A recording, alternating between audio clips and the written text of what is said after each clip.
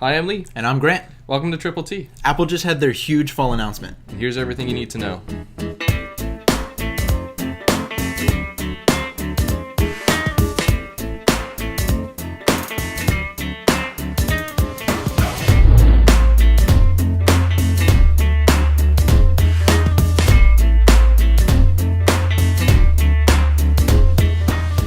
The new Apple Watch. Apple Watch Series 4. Series 4. This thing looks really good. I mean, the styling is almost identical, just a little bit more round, but it looks really good just from face value. It's a big, beautiful display. I'm not sure exactly what they did to update the display, but on their video information, it looks phenomenal. It looks really good. 40 and 44 millimeters now instead of 38 and 42 like it used to be. And the prices are going to be starting at the GPS 40 millimeter at $399, the GPS 44 millimeter at $430. Now, the cellular is going to be about $100 more than that, at the cellular 40 millimeter being $499 and the 44 being at $529. So basically, you just take the GPS price at $100 per size and stuff like that, and you get the cellular version. But some of the thing that screamed out to most people right off the bat was built-in electrocardiograph, ECG. It's amazing, and I really think it's a huge jump forward in technology. Yes, there's no other wearable device that I mean, there's built-in heart rate sensors and stuff like that that can detect a pulse, but an actual cardiograph readout is astounding. The only way you can do that is by going to a clinic. There's not a consumer product or a wearable product that does that. And Apple even mentioned that it is the first FDA approved device to be sold over the counter that has the ECG built in. It's so cool. That's so cool. And then one of the other things that was huge was they upgraded the accelerometers and stuff so the Apple Watch knows when you lift your wrist, the display turns on. Those same sensors, they got much smarter and much more dynamic, and they can detect much more axes. And because of that, they can now detect when a person falls, which I immediately see a need for in the older demographic, the caregiver demographic, the elderly, as well as active people. The working type who are maybe climbing on a roof of a house, anything like that. Construction workers. If there's a fall, your Apple Watch will now detect it, and there's a mode now, so it pops up with your in sync with the SOS function. Yes. So if it detects a fall, you can swipe over on the SOS function to immediately alert authorities and your emergency contacts. Yep. Now, if it's inactive, if you are physically inactive with no movement for over 1 minute, it automatically does so. Which is really cool. And it also even sends your location and basically what's going on, as best as the watch can tell, to your emergency contacts. Right, which is really cool. Really cool things. Not only did they blow the market away with the ECG built in, but also a fall detection. Huge for people who want to take care of their parents or grandparents or stuff like that. Huge for construction workers, active lifestyles, snowboarders, stuff like that. You get injured, you can't move, stuff like that. That's going to be absolutely huge. And again, FDA approved on that as well. And a little bit more on the health side too. There are 2 new notifications. So you do get a low and a high heart rate notification. So your watch will tell you if it's low or if it's high. And also gives you an irregular / like an AFib notification. So if your heartbeat's irregular and it's kind of concerning, it'll alert you. And on top of that too, all of the ECG information and heart rate information is saved in the Health app on the iPhone. And it can be saved as a PDF. It's two-way encryption, which is cool. So it's yours alone. Right. But the PDF files can be shown and sent to your doctor. Right. Which is a really big deal. They had the director of the American Heart Association. The president of the American Heart Association was on stage with Apple today. But that's really cool because a lot of times you have issues, heart or whatever's going on the inside, and you go to a physician or something and they can't recreate, or it's not happening at that moment and they don't have data to go on. So this allows you to save that information as a file on your phone for when that happens. Right. Able to take it to your physician to be like, here's what's going on, even though it's not happening right now. Really intuitive, really cool stuff on the Apple Watch. They came out with that first, and boy did they move through it real quick, because boy did they want to get to those iPhones, and we will here too.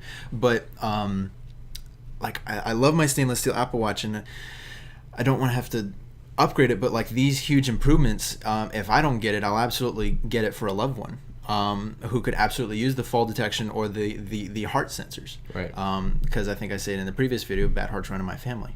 And for the price points, that technology in a $400 Apple Watch is really attractive. It's a huge leap for technology, and I think that there's going to be a lot of chasing after that, coming with other brands, which I'm excited to see. Fitbit, Samsung. It's going to be really cool. Of course, none of that would be possible without a brand new chip. It's a 64-bit S4 chip, which is essentially just 2 times faster than the previous rendition of the Apple Watch.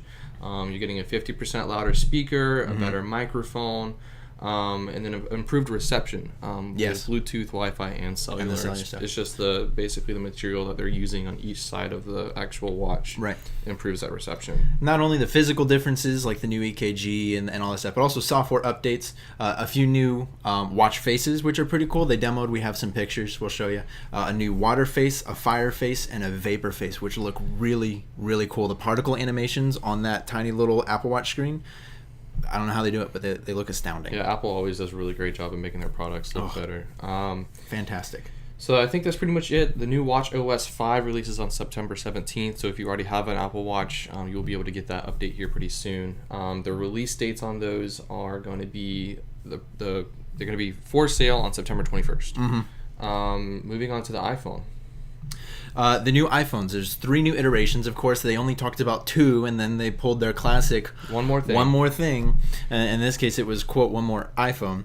But their big iPhone release was the XS and the XS Max. So your XS is going to be your standard 5.8-inch display, which is the current same size of the iPhone X now. It's going to get the brand new A12 chip, which they said was, I think 6 times faster. It was a bit. It has upgraded performance in the cores and stuff, as well as the world's first 7-nanometer chipset. Which is really big because technology is shrinking, which technically it's really small. This is true. Bad pun. Really, really cool technology. Most Intel and AMD and other chipset manufacturer stuff, I think they've only been able to get down to 12 or 10 nanometers. So the fact that Apple was able to release the world's first 7-nanometer chip is a huge leap in not just phone technology, but technology in general, the processors for computers, cars, televisions. Massive leap. So typical expectations for a much faster phone with the new chip. On top of that too, you're going to get a gold, a space gray, or a silver option with the 5.8 inch display. Now there's also the XS Max, which is going to be 6.5 inches. With that one, you're actually going to get an hour and a half longer battery life than the iPhone 8 Plus. But with the XS, it's a 30-minute longer battery life than the 8 Plus. Still a good leap, still a good jump. We always see bigger battery life every year. We always see faster processors every year, better cameras, stuff like that. So a lot of those things, you're just it just becomes what we kind of expect from the new iPhone and stuff like that. One of the big physical changes they made to it was a dual SIM cards. Yes, dual SIM cards. So you're going to get one physical SIM card. Now the Chinese will have a two physical SIM card slot. That's just the Chinese version. But the other main versions are going to be just one physical SIM card with an electro SIM built in as well. Which can be like kind of customizable and programmable and stuff. That's pretty cool. It'll all be IP68 rated, so 2 meters in the water for 30 minutes is what they say it'll handle. It's stainless steel body, stainless steel chassis, and it'll be a 64 gig model, a 256 gig model, and a 512 gig model, which is the first 512 that we've seen in an iPhone. It's impressive. Half of a terabyte inside of a cell phone. Like, I have the 64 gig iPhone X now, and I think I barely use like 70% of that. Well, I'm on the other side of that because I have a 256 gig iPhone 7, and I'm getting pretty high up there because I use the onboard storage rather than cloud. But they're ridiculous. I do that for a few things too, but most of my photos, what we talked about in a previous video, I have on a little bit the home drive at home and stuff. So I try to do that. Then they came. So after their 10. 10S and 10S Max, they talked about the grand glory. Johnny Ive came on and said everything that they said prior, just with a more upbeat song. Unapologetically.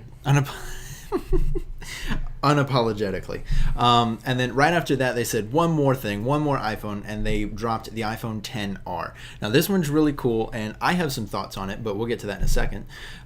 It's aluminum, not steel. So your iPhone X currently and the new XS and XR are all the stainless steel, so they're really shiny. They look like the shiny Apple Watch. XS and X Max are stainless steel. Excuse me. XS and X Max, not XR. The XR will be aluminum. Yes.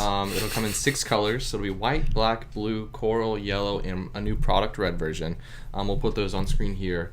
The black looks almost like a piano black, rather like a space gray, jet black, which I really liked whenever they came out with a piano black iPhone 8. I did too, and I wish they would transfer that over to their other products like the iPad and the MacBook, because I love the space gray MacBook Pro, but I would love this to be jet black. You know how dope that'd be? Yeah, it would look really cool. But micro scratches could be an issue on the bigger devices. That's true. I like it on the phone. Just because the scratches aren't quite as noticeable, but I get that. Yeah. It goes down to one camera. So the 10R has one camera, where the 10S and 10S Max have two cameras. So the 10S and 10S Max are going to do better with the depth of field, mimic, bokeh effect kind of thing, as well as lossless zoom. 2 times lossless zoom, so you're not digitally cropping with that, where the 10R will do that. But those are kind of the trade-offs you're paying for. Now it's a 6.1 inch display, where the 10S is 5.8. The 10S Max is 6.5, and the 10R sits right in the middle at 6.1. So it's bigger than last year's 10. Not as big as the 10S Max though. These letters are getting really annoying to remember and say. It'll be interesting to see how well that one does. That's the one that I think I'll be getting this year. I am in concurrence with you as well. I really like that they offer the colors. Now, as far as the iPhone camera goes, I mean, we're both photographers, so we usually have our dedicated cameras with us. So it's really not a huge factor for us. A new cool thing that they did add for the camera, with the software-wise anyways, is a new depth of field slider. Yes. So you can actually change a slider in post-processing with it's from like 1.8 all the way up to f/22. Yep. Which is pretty cool to see. And the camera on the 10R is a 1.8 aperture camera. And that to be noted, that slider effect is only available on the 10S and the 10S Max. That's not a thing on the 10R because of the dual camera system. It doesn't have as advanced of a depth of field control. But that is a cool thing where you can control the bokeh or the depth of field post. Which is a really, really cool thing. No other phones out there is doing that. You do get your IP67 rating, which isn't quite as good as the 10S series, which is IP68. There's not really a huge variance to see there. It's an A12 chip, so you do get the brand new same speeds. It is an LCD screen versus an OLED screen, which they're calling Liquid Retina. I'm a fan of it. I'm a fan of the name. I'd want to hold one. I'd want to compare side to side OLED versus Liquid Retina. That just sounds fun to say. Go ahead, say it. Liquid Retina, right? Isn't that fun? Hit that like button while you're at it. Shameless plugs. So I'd want to see both side to side, but like I said in a previous video, I wouldn't be mad. I wouldn't be so upset if they removed OLED and cut the price of the phone by $300. And they did exactly that. They removed the OLED and cut the price by $250. As the new 10R is $750 starting price. So I'm a big fan of it. I'd want to see both side to side before I pull the trigger on it, but the color options, the fact that it's bigger than the 10, and those things are really screaming to me. Now it's a 64 gig, 128 gig, and 256 gig option, so you can't get quite as much storage in there as you can the 10S or the 10R, going up to 512 gigabytes. But for a budget option, I guess that's justifiable. Right. But like you said, I really am going to have to see side-by-side comparisons between the 10S and the 10R just to see what those screens look like. I am kind of excited that's a little bit bigger than the 10. Right, me too. I think it'll fit in the hand a bit better. Of course, reachability on the screen will be an issue because you can't touch corner to corner with your thumb. Yeah. You do get the accessibility feature where you can make the screen shift down, which is cool. But let's get to the prices. The 10R is going to start at the 64 gig model at $749 US dollars, of course. And then usually it's like $100 increment. Typically, so we'll jump size. If we can find that image, we'll definitely put it up for you. It'll pre-order is October 19th, and it'll ship on October 26th. So it's actually going to take a bit longer because the 10S series is going to be pre-order on September 12th, and then the sell date is September 21st. Now the 10S is going to start at $999 US dollars with a 64 gig, and again that goes up to 256 and then a 512 gig. And the 10S Max is $100 more than that, starting at $1099 US dollars between the 64, 256, and the 512. That's a pretty steep penny. It's a steep price difference. Now it's cool though because last year's iPhone 10 was the 5.8-inch iPhone versus now a 6.5-inch iPhone, and it was right around the same price. It started at $999. Right about $999, so you're like kind of 100 off, but you're getting that bigger screen. Like I said, I know people who were waiting for the bigger screen option. Now I'm going to be curious to go back and talk to them and be like, is it still attractive to you now that it's $1,100 for the cheapest model? I'd like to see their thoughts on it. I know me personally, that 10R is screaming my name, and I cannot wait to get my hands on it. And I remember the iPhone 5C, which was the first iPhone model that they came out that was basically plastic, and it had all those different color options. That was one of the most popular iPhones to date, other than the 10. It was. People loved that phone because it was really the budget option. So I really think the 10R is going to do great, but now that they have the 10s Max, I'm curious who's going to go for what. There's definitely a market out there who just says, take my money, Apple. I don't care. They'll buy whatever Apple puts out. And that's because Apple does such a good job at making their stuff look different from the rest of the market, when in fact a lot of it ends up being very similar. Apple does have a few things. Their software is very intuitive. The communication between all their devices and stuff. But when you hunker down, like specs and speeds and stuff like that. So but the 10s, I know a lot of people are just going to throw money at it because they can, but you're more budget friendly people, more people looking as a gift for someone else. Right. I think that's why the 10R is coming out a little bit later as well, because they know that one's going to fly off the shelves. Exactly. So push it a little bit closer to holiday time, and let the 10s and the 10s Max sell themselves at the start when someone doesn't have the option for a 10R yet. It might push them to a 10s. So I think it's an interesting strategy there. But there's definitely going to be a market for all three of these phones.